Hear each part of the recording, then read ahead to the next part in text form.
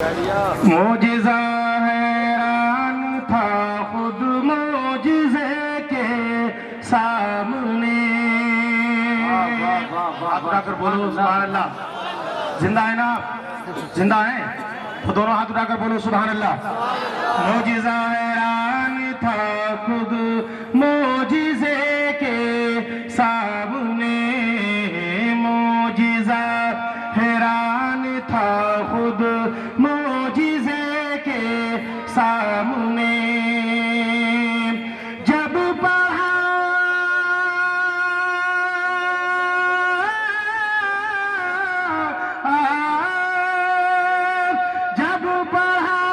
کنکر نے کلمہ مصطفیٰ کے سامنے. معجزہ حیران تھا خود معجزے کے سامنے. جب پڑھا کنکر نے کلمہ مصطفیٰ کے سامنے. معجزہ حیران تھا خود معجزے کے سامنے. اور شعر محبتوں کے ساتھ سماعت فرمائیں. تب کر بولے سبحان اللہ. ذرا ہاتھ اٹھا کر بولو سبحان اللہ. سبحان اللہ. دیکھتے ہی دیکھتے ظلمت کے بادل چھٹ گئے. دیکھتے ہی دیکھتے ظلمت کے بادل چھٹ گئے. مرحبا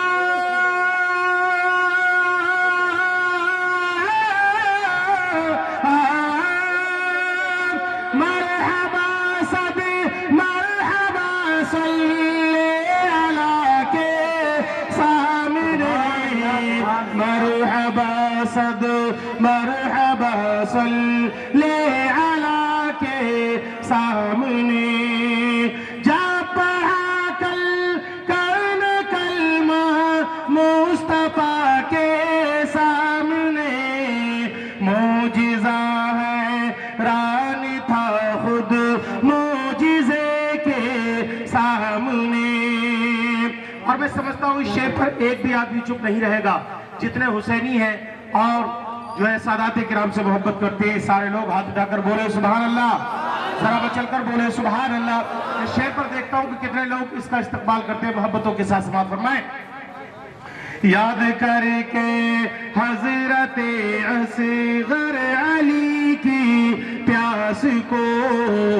یاد کر کے حضرت اصغر علی کی پیاس کو.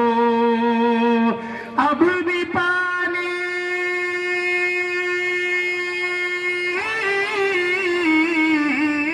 اب بھی پانی رو رہا ہے کربلا کے سامنے. اب بھی پانی رو رہا ہے کربلا کے سامنے. اب بھی پانی رو رہا ہے کربلا کے سامنے. اور یہ شعر محبتوں کے ساتھ سماعت کریں. پیچھے والے لوگ ذرا ایک بار بچل کر بولے سبحان اللہ. ذرا سارے لوگ ہاتھ اٹھا کر بولے سبحان اللہ. مفتی اعظم کو ہی دے مفتی اعظم کو ہی دے کھا تو نجدی ڈر گیا. مفتی اعظم کو دیکھا ہی تو نجدی ڈر گیا. پھر کہا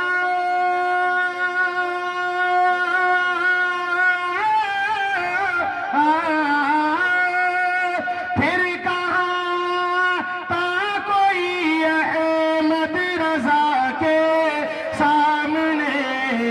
پھر کہا تا کوئی احمد رضا کے سامنے. جب پڑھا کنکر نے کلمہ مصطفیٰ کے سامنے. معجزہ حیران تھا خود معجزے کے سامنے. اور یہ شعر محبتوں کے ساتھ سماعت کریں. ایک بار طرف کر بولے سبحان اللہ. باغیان اعلی حضرت ہو یا صلح کلیت، باغیان اعلی حضرت ہو یا صلح کلیت، ٹک نہیں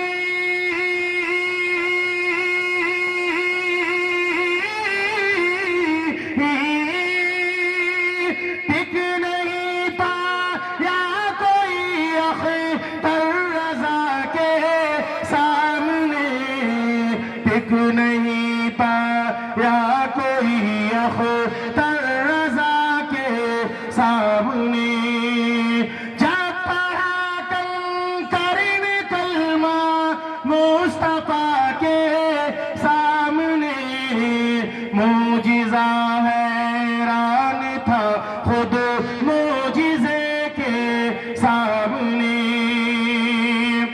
جب مجاہد نے لگایا نعرہ احمد رضا، ہاتھ اٹھا کر بولو سبحان اللہ، جب مجاہد نے لگایا نعرہ احمد رضا، پھر سعودی ہل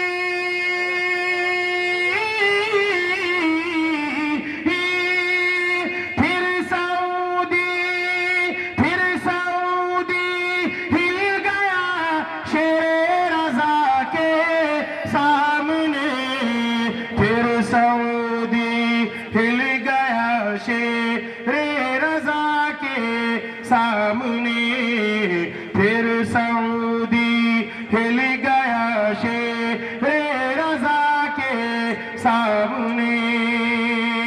اور ایک شعر اور سن لیں تو اس کے بعد انشاءاللہ میں اپنی جگہ لیتا ہوں، تو آپ کر ایک بار کہتے ہیں سبحان اللہ، آپ اتنے خاموش کیوں بیٹھے ہیں؟ تو آپ کر بولے سبحان اللہ۔ عرس ساجدی میں آنے والے تمام زائرین لائق مبارکباد ہیں، آپ عرس ساجدی میں تشریف فرما ہیں، آپ اولاد غوث اعظم حضرت علامہ سید جاوید نقشبندی اور ان کے تمام رفقا یہاں موجود ہیں، آپ زیارت کر رہے ہیں، چل کر بولے سبحان اللہ۔ شعر ملائے فرمائیں، پادری نے پڑھ لیا کلمہ کرامت دیکھ کر، پادری نے پڑھ لیا کلمہ کرامت دیکھ کر، مردہ زندہ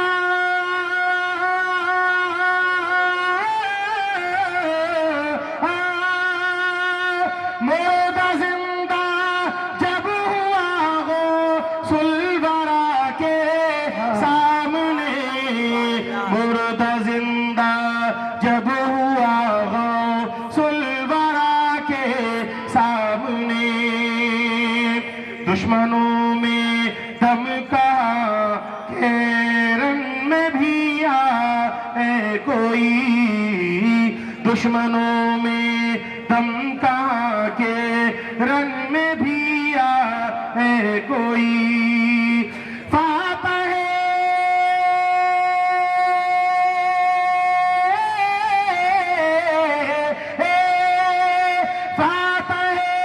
خیبر علی شیر خدا کے سامنے، معجزہ حیران تھا خود معجزے کے سامنے، جب پڑھا کنکرن کلمہ مصطفیٰ کے سامنے، جب پڑھا کنکرن کلمہ مصطفیٰ کے سامنے۔ السلام علیکم۔ استقبال فرمانے ہو۔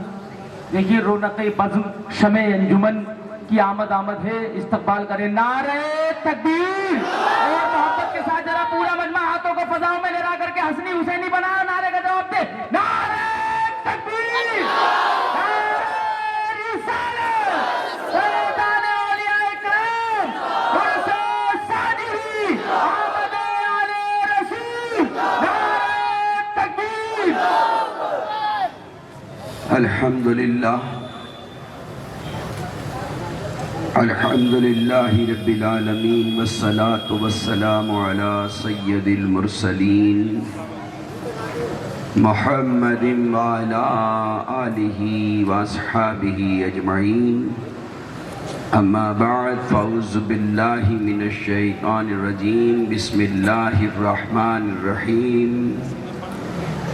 وَأَمَّا مَنْ خَافَ مَقَامَ رَبِّهِ وَنَهَى النَّفْسَ عَنِ الْهَوَىٰ فَإِنَّ الْجَنَّةَ هِيَ الْمَأْوَىٰ قَالَهُ تَعَالَىٰ فِي شَأْنِ عَظْمَتِ حَبِيبِهِ إِنَّ اللَّهَ وَمَلَائِكَتَهُ يُصَلُّونَ عَلَى النَّبِيِّ يَا أَيُّهَا الَّذِينَ آمَنُوا صَلُّوا عَلَيْهِ وَسَلِّمُوا تَسْلِيمًا اللهم صل على سيدنا ومولانا محمد وبارك وسلم وصلوا عليه صلاة وسلاما عليك يا رسول الله صلی اللہ علیہ وسلم۔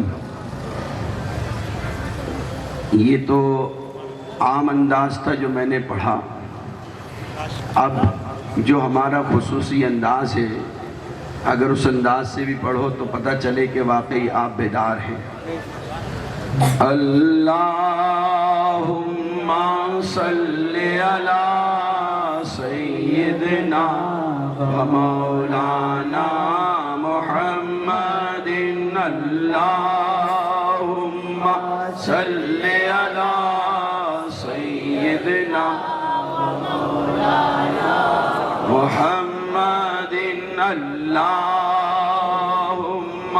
صلی علی سیدنا و مولانا محمد وعلی آلہ وصحبہ وبارک وسلم اللہم صلی علی سیدنا و مولانا۔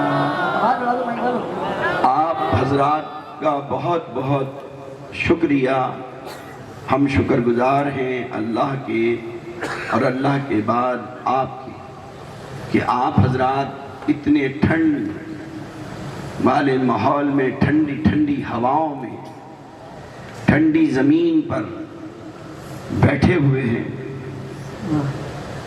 حقیقت یہ ہے کہ اس وقت کہ آپ مجاہد ہیں اور مجاہدہ کرنے والے، جہاد کرنے والے اللہ کو بہت پسند ہے۔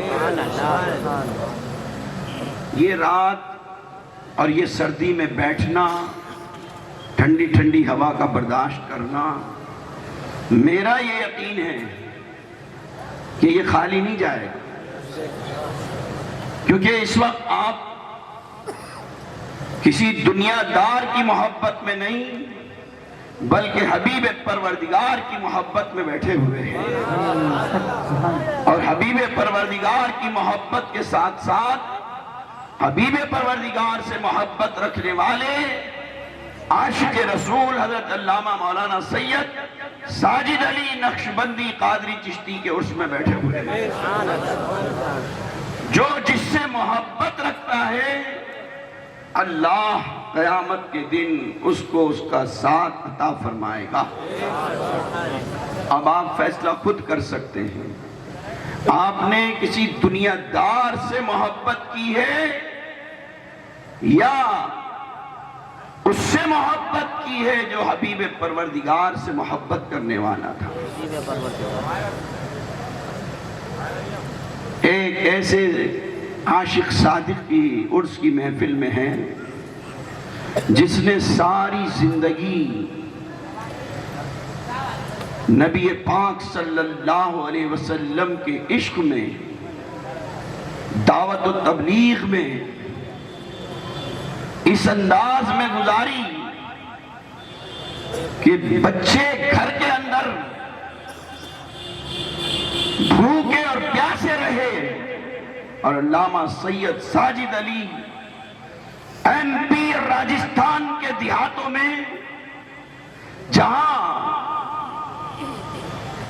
کچی مٹی کے اندر پیر دھس جایا کرتے تھے، جن علاقوں میں عالم نہیں پہنچے ان علاقوں میں جا کر لا الہ الا اللہ محمد رسول اللہ کے پیغام کو عام کیا، عشق مصطفیٰ کی شمع روشن کری، اور بھٹکے ہوئے اور گمراہی میں پڑے ہوئے، قتل و غارت گری کرنے والے، فسق و فجور میں رہنے والے انسانوں کو اللہ کے نبی صلی اللہ علیہ وسلم کے دامن سے ایسا وابستہ کیا کہ وہ بستیاں اور بستی کے لوگ اللہ والے بنتے چلے گئے۔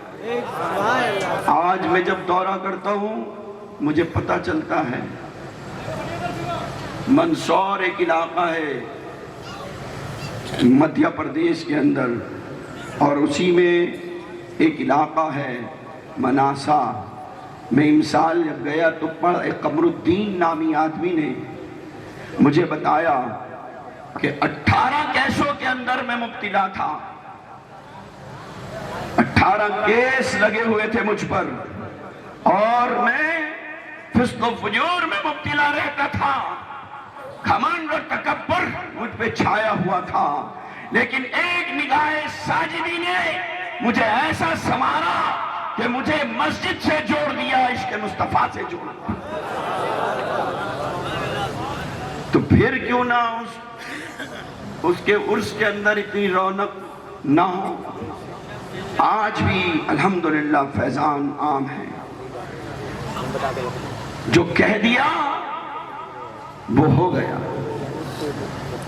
الحمدللہ الحمدللہ بڑے بڑے ہمارے علماء بستیوں میں جا کے کام کرتے ہیں، لیکن ایسا سننے میں ہمارے ادیب شہیر حضرت علامہ مولانا مقبول سالک صاحب پورے ہندوستان کا دورہ کرتے ہیں، بڑے بڑے علماء سے تعلق ہے، الجامعۃ الاشرفیہ مبارک پور کے آپ اساتذہ میں سے ہیں، اور حضرت جامع حضرت خواجہ قطب الدین بختیار کاکی کے بانی بھی ہیں، یہاں بیٹھے ہوئے ہیں، اور دیگر علماء۔ میں جانتا ہوں، بڑی ذمہ داری سے کہہ رہا ہوں، انہوں نے بھی دیکھا ہوگا، بڑے بڑے عالم ایک بستی میں جاتے ہیں، لیکن الحمدللہ ایک ہی وقت کے اندر کسی عالم کی اتنی تقریریں میں نے نہیں سنی جتنے میرے والد کر کے آئے ہیں۔ 1975 کے اندر ایک تقریر کے لیے گئے تھے نیمچ سٹی کے اندر مدھیہ پردیش میں، سمجھ رہے 92 تقریریں کر آئے تھے۔ یہ 92 تقریریں کیوں ہوئی جانتے کیوں؟ اس لیے کہ کوئی نذرانے کی فکر نہیں تھی، کسی سے کوئی امید نہیں تھی، بلکہ کام یہ تھا کہ لا الہ الا اللہ محمد رسول اللہ کی صدائیں بلند کرنی ہے، اور یہ قوم حقدار جس چیز کی اس تک اس کا حق پہنچانا ہے۔ نبی کا دین میرے پاس امانت ہے، ان لوگوں کو ضمانت کو پہنچانا ہے۔ رات دن بستیوں کے اندر محنت کر کے پیغام کیا۔ 92 تقریریں ہونا ایک ساتھ، ٹھیک ہے۔ پھر مندسور کے اندر بادہ کھیڑی ایک جگہ ہے، ایک تقریر کے لیے گئے 65 تقریریں کر آئے۔ مناسا کے اندر ایک تقریر کے لیے گئے 200 تقریریں کر آئے، 200 خطاب۔ میں نہیں کہہ رہا یہ، میں جب مجھے پتا چلا جب میں ان بستیوں میں جا رہا ہوں کہ حضرت آئے ایک تقریر کے لیے تھے اور پھر 200 تقریریں کر گئے۔ کیوں؟ اس لیے کہ بستی والوں کو یہ فکر کرنے کی ضرورت نہیں تھی کہ سید ساجد علی صاحب کو ہمیں نذرانہ کہاں سے دینا ہے۔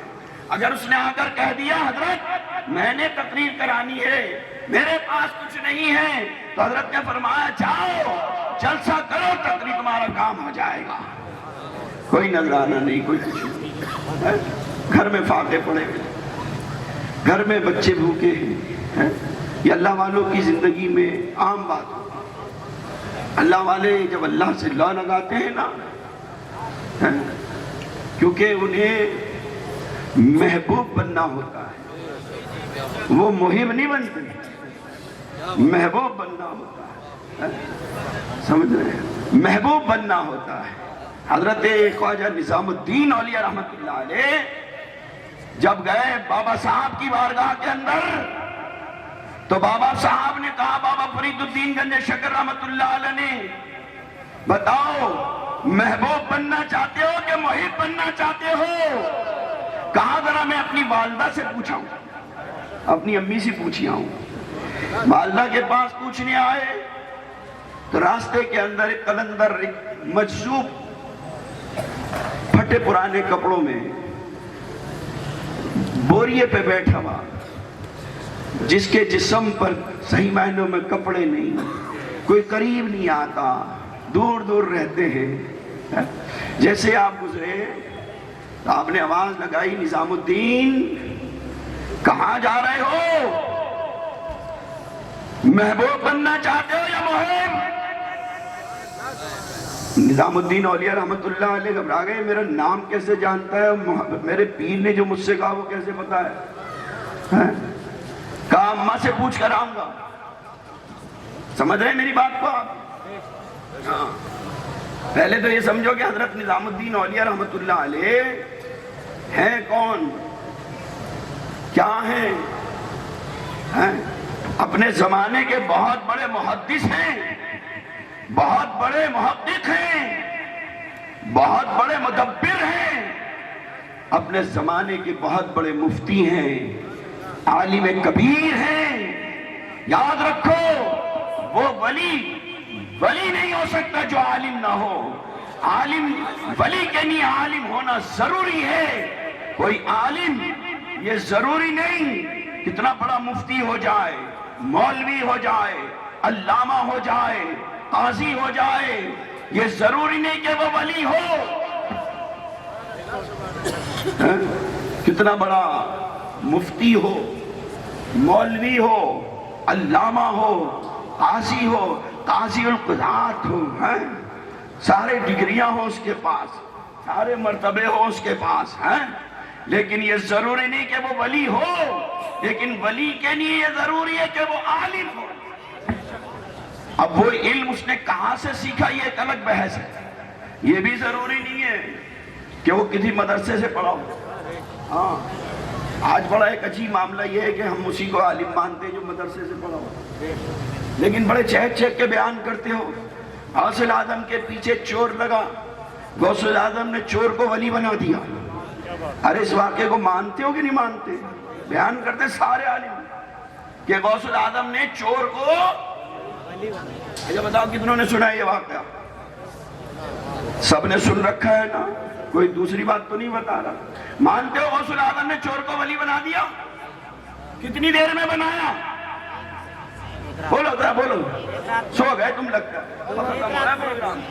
حضرت شیخ کی تقریر، اس کے بعد علامہ غلام مقبول سالک صاحب کی تقریر ہوگی، اور حضرت شیخ جو تقریر کریں گے اس کی ترجمانی ہمارے حضرت علامہ سید اجمل نظامی صاحب کریں گے. نقشبندی اور نظامی چشتی دونوں دربار مل کر کام کریں گے اس وقت. نقشبندی دربار بھی ہوگا اور چشتی دربار بھی ہوگا. ایک زبان سے نقشبندی فیض بٹے گا تو دوسری زبان سے چشتی فیض بٹے گا. اب بتاؤ یہ کتنی دیر لگی تھی اس چور کو ولی بنانے میں؟ کتنی دیر لگی تھی؟ ٹھیک ہے نا. نے پڑھا کہاں پر؟ ابھی آپ کو میں نے بتا دیا ولی کے لیے عالم ہونا ضروری ہے. اس کو ولی بنا دیا، پڑھا کہاں پر؟ کون سے مدرسے میں گیا؟ کون سا استاد؟ تم کتابوں کے مدرسے سے پڑھتے ہو، غوث اعظم نے نگاہوں کے مدرسے سے پلا دیا ہے. اسی وقت کے اندر ایک لمحہ کے اندر سارے علم اتار دیے اس چور کے سینے میں. عالم بھی بنا دیا، عامل بھی بنا دیا. اب غوث اعظم جسے ولی بنا دیں تو بے نمازی تو ہوگا نہیں، یا ہوگا؟ ہاں اپنی مرضی سے ولی بننے والا ہو سکتا ہے بے نمازی. ہاں غوث اعظم نے جس کو ولی بنایا وہ نہیں ہو سکتا. سمجھ رہے میری بات آپ؟ تو ایک لمحہ کے اندر، سمجھ رہے ہیں آپ میری بات؟ انہوں نے کہا میں اپنی والدہ سے پوچھ کر آتا ہوں. یعنی یہ دکھا رہے ہیں کہ میں ولی ہوں، عالم ہوں، عامل ہوں. نظام الدین اولیاء کیا دکھا رہے ہیں؟ میں عالم ہوں، میرا علم اپنی جگہ، میں پیر ہوں، پیر ہونا اپنی جگہ، میں مفتی ہوں، مفتی ہونا اپنی جگہ، لیکن مرتبہ تو ماں کی رضا سے چلے گا. ماں جو مجھے راستہ دکھائے گی وہ راستہ سیدھا راستہ، جنت والا راستہ. بھائی ماں کے قدموں کے نیچے تو جنت ہے نا، ہے کہ نہیں ہے؟ بولو جنت چاہیے. ہاں تو مارے کیوں پھرتے ہو ادھر ادھر؟ پیر جی کے پاس، مفتی صاحب کے پاس، مولوی صاحب کے پاس مارے کیوں پھرتے ہو؟ اپنی اماں کو راضی کر لو، جنت تمہیں مل جائے گی. اپنے ابا کو راضی کر لو، جنت کا دروازہ تمہارے لیے کھل جائے گا. ابا ناراض ہے، پیر جی کے پاس جا رہے ہو، پیر جی کے اوپر مال خرچ کر رہے ہو. اب باپ روٹیوں سے ترس رہا ہے، پیر جی کے اوپر ہے، اپنا سارا وقت لگا رہے ہو، ابا اپنا انتظار کر رہے ہیں.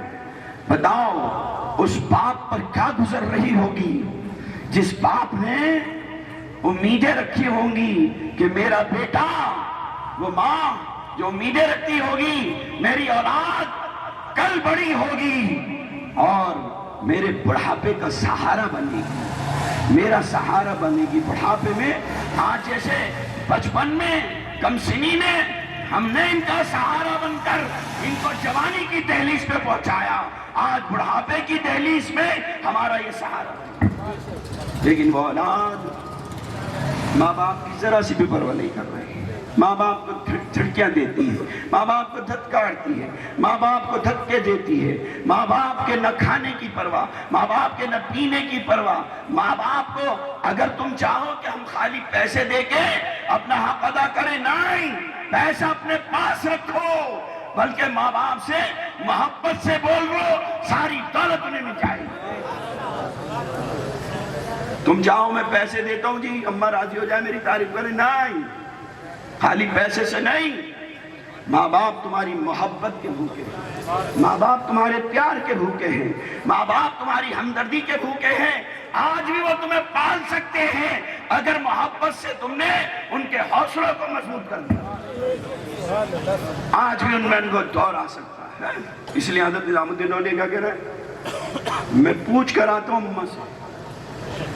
اپنی والدہ کے پاس گئے، محبوب بننا بہتر ہے یا محب؟ تو والدہ بھی چونکہ نظام الدین اولیاء کی والدہ تھی، کم تھوڑی تھی، وہ بھی صاحب کشف تھی، صاحب کرامت تھی. آپ نے فرمایا راستے میں جو قلندر ملا تھا نا، جہاں اس سے پوچھ لو وہ بتا دے گا.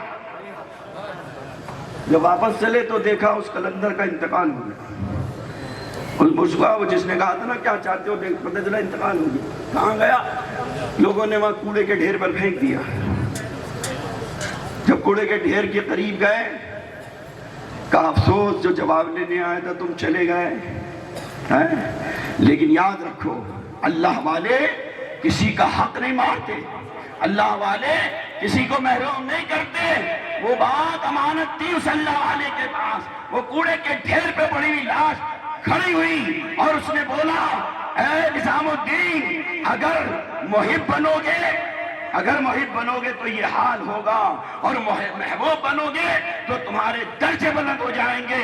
اس لیے کہ اللہ فرماتا ہے فاتبعونی، اتباع کرو محمد عربی صلی اللہ علیہ وسلم کی، یحببکم اللہ، اللہ تمہیں اپنا محبوب بنا لے گا، اللہ تمہیں اپنا محبوب بنا لے گا.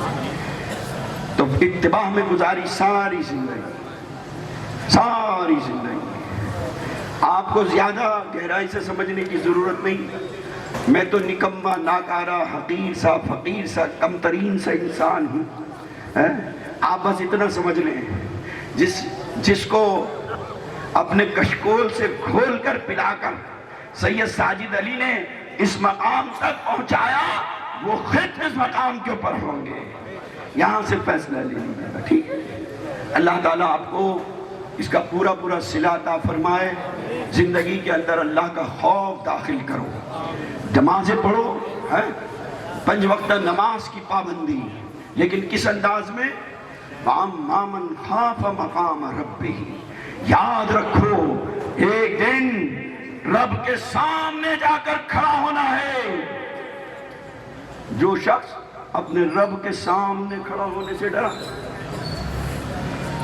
جو شخص سالک صاحب ذرا توجہ، جو شخص